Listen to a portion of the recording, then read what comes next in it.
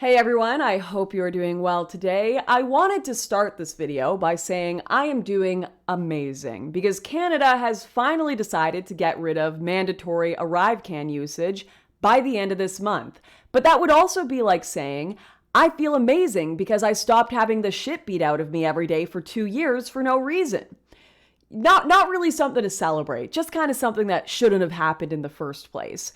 If you don't know what ArriveCAN is, it's this stupid little app the Canadian government forced people to download and punch their information into before and after travel to indicate where they had been, their symptoms, their vaccine passport, their quarantine location, random testing requests, and quarantine update demands. And no, this was not just implemented and enforced at the height of the COVID pandemic. Technically, it is still running at this very moment. In order to get into Canada, even as a Canadian, you have to fill out this tracking app, which can randomly select you for forced COVID tests and demand you to go into quarantine to this day. So why are they finally getting rid of it? Well, for the last few years, it's been pretty damn clear that this has been a massive failure by every measure, from a border patrol standpoint, a legal standpoint, and even a medical standpoint. But through all that time, the Trudeau administration didn't seem to care about any of that. Until now, where over the last few weeks, politicians from towns on either side of the US-Canada border have demanded in a petition that both governments remove unnecessary COVID restrictions that have impacted so much of their lives with little to no benefit, especially now that life should be returning back to normal, right? Ontario's tourism sector have even warned that the app has massively damaged their economy by discouraging cross-border travel. And, part of me wants to be excited and celebrate that these politicians were finally standing up, getting some change made in the Trudeau government, right? But then I remember there's always elections around the corner. And these assholes did not bring this petition forward for 2 years until they had allowed it to get to a point of absolute absurdity. So I could sit here for hours and seethe about politicians dragging their feet. But you know what? Now that the ArriveCAN app is finally gone, I figured we could celebrate by checking out a greatest hits of its achievements, what this app actually cost us, what the real results we saw were, and if the government itself even thinks that the program had any value whatsoever. So we'll jump into that right after a huge thank you to this channel's sponsor, Noble Gold. Right now, central banks are increasing their gold reserves due to global financial crisis concerns. Billionaires like Ray Dalio to giant fund management companies like Goldman Sachs are all turning to physical assets like gold. And that's not surprising. Historically, gold's biggest booms have happened after great recessions. In fact, after the '08 crash, gold prices jumped 50.6%. Think about what that means. Wealth of entire countries are being protected by gold. Wealth of billionaires protected by gold. Everyone who knows what is going on is using gold to keep their billions safe. And Noble Gold Investments can help you protect your wealth too. And it will take you no more than 5 minutes to set up an account. Noble Gold specializes in storing the value of your wealth through gold IRAs, so they are the natural choice to go to. And even better, they are giving away a beautiful 1/10 ounce gold American Eagle coin with every qualifying IRA or 401k this month. You can't go wrong with Noble Gold. Call their team now at 877-646-5347 to find out more, or visit noblegoldinvestments.com. If you're unaware, because you're smarter than me and just don't bother flying in the first place, airports are a freaking nightmare right now. I'm sure you've all seen the videos of people sleeping in them, waiting in 10-hour lineups, and just page after page of canceled, rescheduled flights. And of course, for the longest time here in Canada, only PCR tests were permitted in order to allow you to fly, not the rapid antigen alternative, meaning it was almost impossible to get your test back from the lab in a comfortable time before your flight. People were constantly just sobbing in the airport after being punished despite doing everything right within the government confines. Their test didn't come back on time, some form of paperwork wasn't signed properly. It was just ridiculous. So even if you did get your COVID test in order, on top of this, further delays were caused because tests and vaccine passports needed to be checked manually as well, not via self-check-in kiosks. And part of the reason you couldn't use the self-check-in kiosk is because there is no scanning system whatsoever for either the Vax Pass or your PCR tests. So you could literally, I'm not saying you should do this, but you could literally just download the first vaccine passport or PCR test you found on Google, not even bother changing the name, and there is a 99% chance the overtired, not wanting to be there, 19-year-old airport staff member would just wave you through without looking at it. I know dozens of people who traveled all throughout COVID without ever actually getting a single real test. Dozens. I know for a fact I accidentally showed a PCR test that was 2 months old instead of my more recent one, and by the time I realized I did this, I was waiting at my airplane gate. The whole thing is a joke, worse than the TSA security theater. But the cherry on top of all of this entire shit show, of course, was always the ArriveCAN app itself, where if you had somehow managed to get through this post-COVID, post-9/11 airport gauntlet, you now had to fill out an app that would track your every move even after you had left the airport. And the best part? It was completely redundant.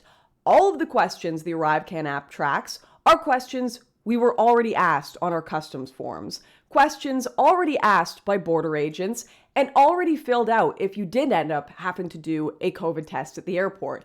The entire thing was just another level of completely needless bureaucracy with multiple people collecting the exact same pieces of information. The only observable benefit of this app would be the tracking of people's symptoms from home. But then, if you take 2 seconds to consider this, you'll realize that who in their right mind would tell the truth to something that could send your ass into quarantine for an extra 2 weeks? The strategy of hoping people would just tattle on themselves was never going to work. And I don't know how somewhere in the chain of command someone didn't realize this. And here is the great irony. Even if you did completely tell the truth to the app, you filled in everything properly, you got your 50 billion times booster per the wishes of St. Fauci, you gave Justin Trudeau your DNA and signed over your firstborn child, well, the ArriveCAN app might just glitch out and send you into quarantine anyways. That's right, over 10,000 fully vaccinated travelers who were perfectly fine, no COVID, no symptoms, were told by the app they had to go into mandatory quarantine for 2 weeks, a full error the government admitted to that took 12 days to correct, meaning all of these citizens did their full unnecessary quarantine anyways, taking Canadians out of the workforce, away from their families, causing them harm, for no benefit thanks to this piece of trash app. Meanwhile, tons of people with COVID would have just been telling the app to piss off and lying about their symptoms while your sorry butt had to sit in quarantine because you decided to comply and do everything right. Glitches like this one and other pandemic-related policies have led to over 18,000 complaints against the Canadian Transportation Agency, all of which are backlogged. The government refuses to give any sort of clear indication of how long it will take them to go through these complaints. They've just said publicly that they've allocated an additional $11 million to help the agency resolve them. Great. Don't you just love that? When the government wastes your tax dollars designing something that fails and then take more of your tax dollars to fix the problem they created in the first place. Just wonderful. Great job, guys. The whole thing was just a complete disaster that cost the Trudeau administration $24.7 million just to run, not to mention the $2.2 million advertising it, and then that cheeky little extra $11 million clearing up their mess. The government are still somehow in full cope mode, though, suggesting that, well, ArriveCAN doesn't really have any use around COVID anymore, and never really did. They didn't actually waste your tax dollars because this app has the capacity to modernize our border and shrink the amount of time it takes to go through customs. An actual quote from our public safety minister, Marco Mendicino, this June. The only problem with this statement being, of course, that ever since the introduction of ArriveCAN in April 2020, airport congestion has done anything but lessen. In fact, Duncan Dee, the CEO of Air Canada, noted that it is now taking 4 times longer to process travelers than compared to pre-pandemic levels. And Canada's border agents have confirmed that up to 40% of foreign travelers have no idea how to use the app, just compounding the problem because our border agents now have to sit there asking them the same questions the app asks them as well, and teach them how to download it, fill it out again. And half of these people, especially if they're elderly travelers, don't even have phones that are capable of downloading the app, connecting to the Wi-Fi in the airport. It's just, it was all so poorly thought out.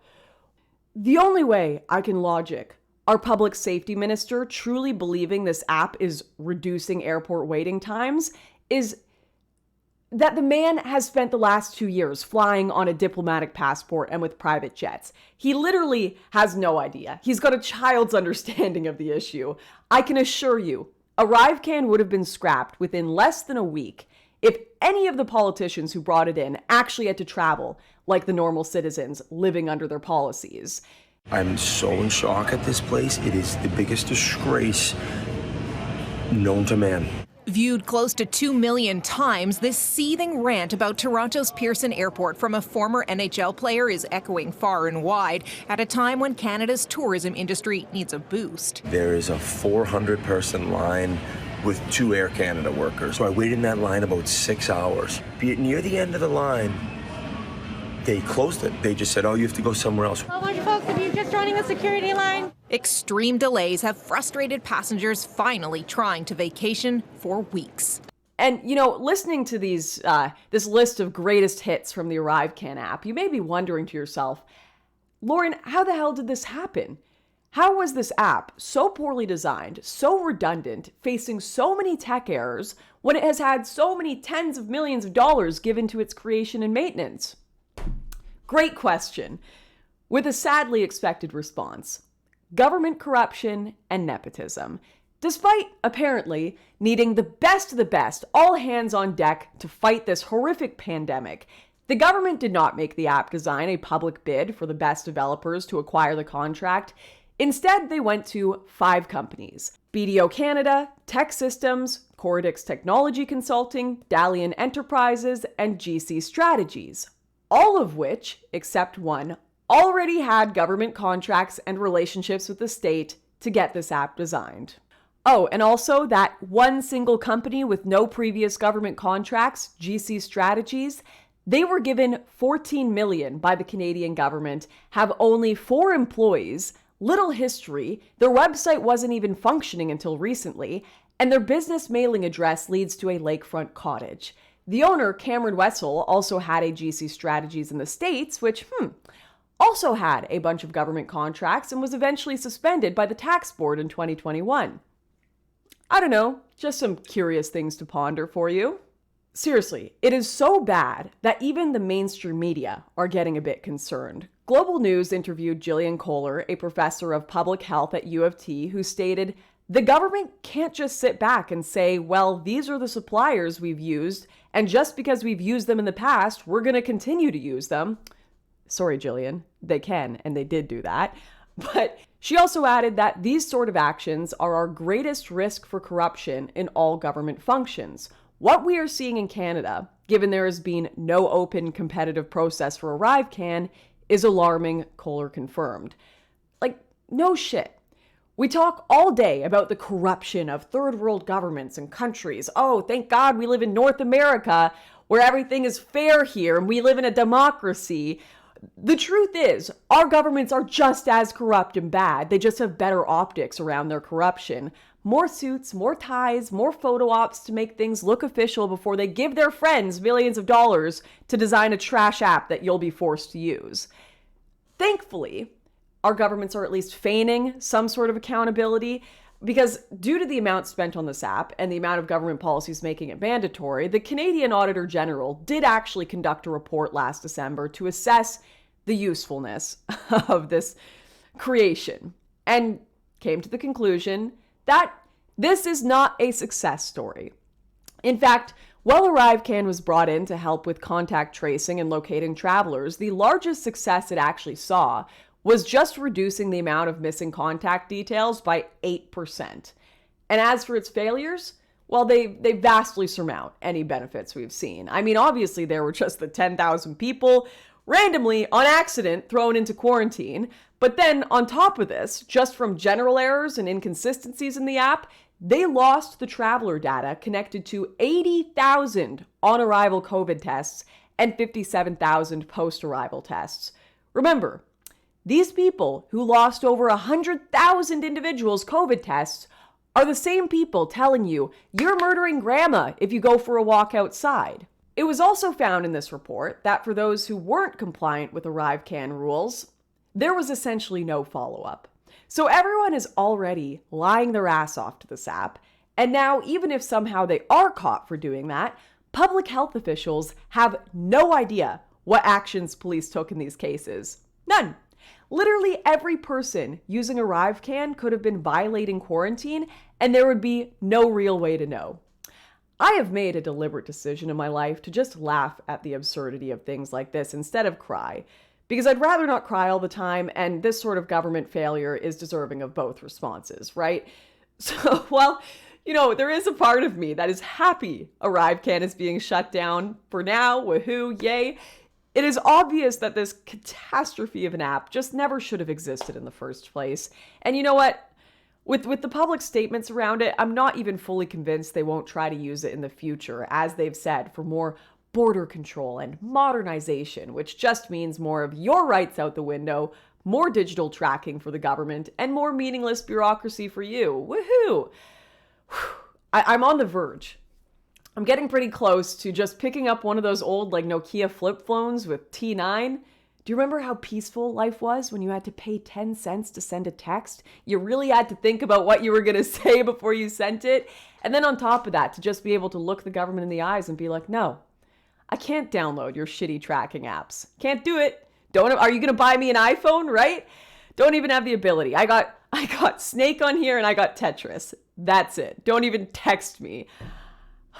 I would much prefer that to whatever technological hell is being ushered in by the Trudeau regime, by travel restrictions, by Google, Apple, all of these conglomerates. It's not good. It's not good. And like I said, well, the app isn't going to be mandatory anymore. They are still making it optional. And I would encourage everyone watching this video to uninstall it and never even use it in the optional sense. Because you give them an inch, they take a mile. And I think they're going to try to use this digital tracking and just waste of time, self-reporting, contact tracing for the rest of their lives, if they can. But anyways, those are my thoughts for now. I do want to, celebrate a little. It is a bittersweet victory. I know there are people that live in Canada, the States, who have family or work on either side of the border, and this is going to make their lives easier, and that's nice. And you got to celebrate the little victories. So F the government for doing it in the first place, but cheers to those of you whose lives are going to be made easier. I appreciate you all, and I will see you next time.